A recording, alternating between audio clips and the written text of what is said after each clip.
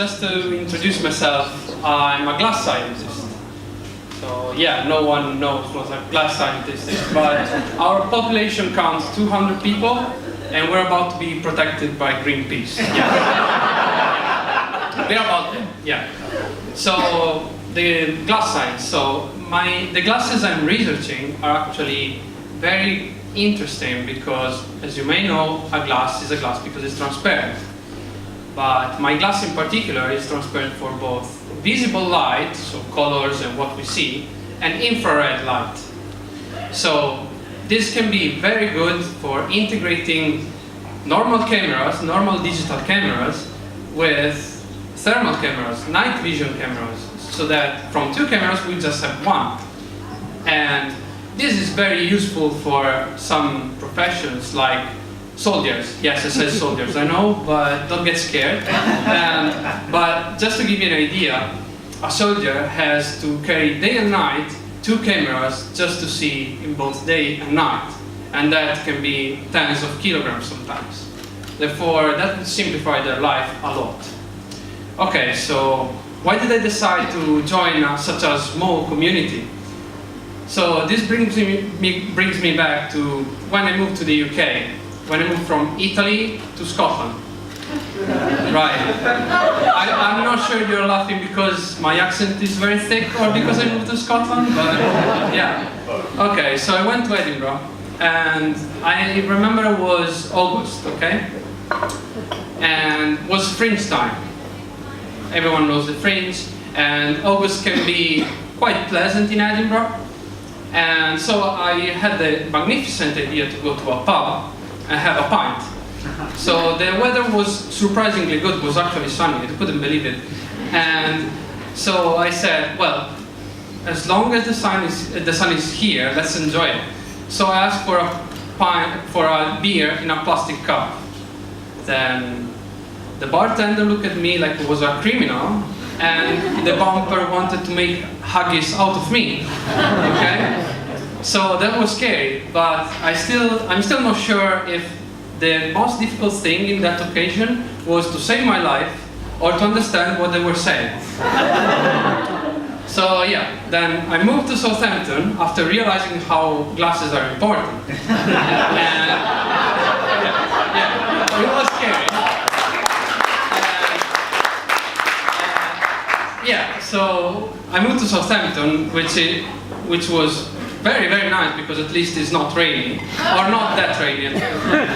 And well, the first day here, something went wrong again because I studied chemistry in Edinburgh, okay? And I went to the Optoelectronics Research Center. Now, everyone knows what Optoelectronics is, right? Well, good for you because I have no idea. And I'm not joking. Seriously, I went there at the very famous ORC, and everyone was talking about fibers, electrons, photons, and I was talking about molecules and drugs before, so maybe you don't see the gap, but it's actually quite big. But thank God I got lost, but I had my backpack and my lunchbox with me. Now I know what you're thinking. You're thinking there was pasta in there, and that's fucking racist.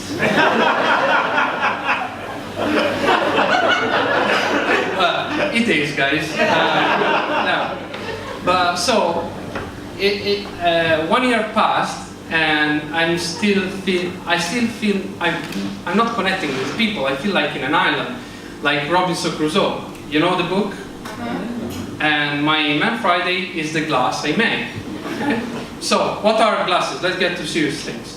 So, glasses for a chemist are defined as amorphous solids, where amorphous means that the atoms are arranged in a random order over the space. Everyone follows me so far? Okay. As a consequence, since the arrangement is random, the distance between atoms is random, and therefore the angle between bonds is random. Okay, you understand nothing, I'm sure. But anyway, that's the very interesting thing that make glasses very hard to study, because out of a random thing, it's very hard to have clear data. Okay?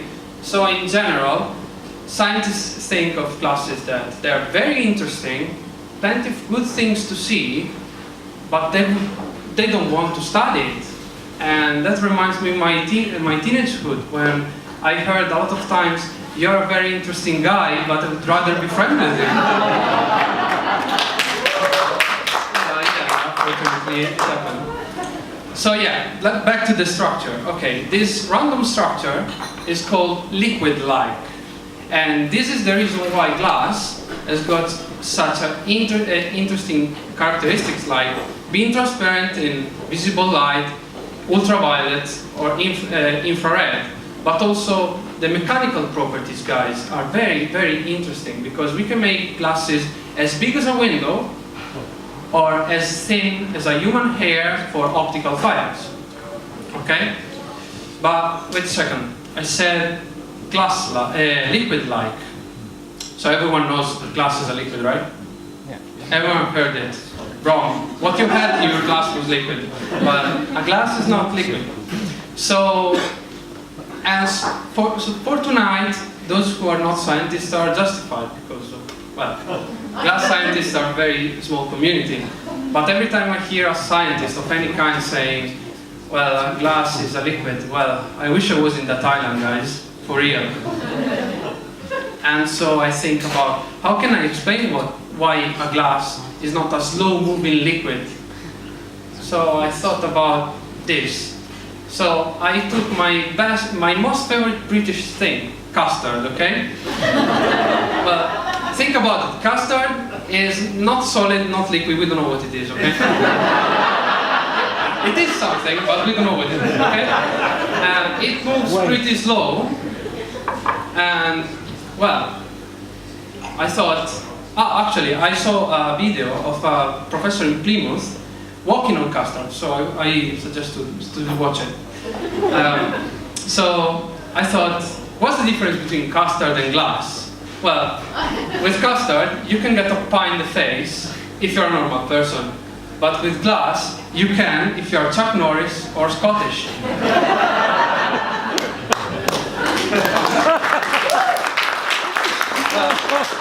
Yeah, so that's almost all I have to say about glasses, really. So let's wrap up and say what we learned tonight. So, number 1. Did I have pasta in my lunchbox the first day of my PhD? Come on, guys. Of course. Second thing, glasses are solid, and I hope now it's clear.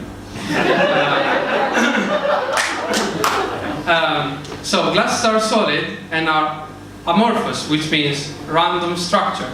Okay? And well, I hope now it is crystal clear. Thank you.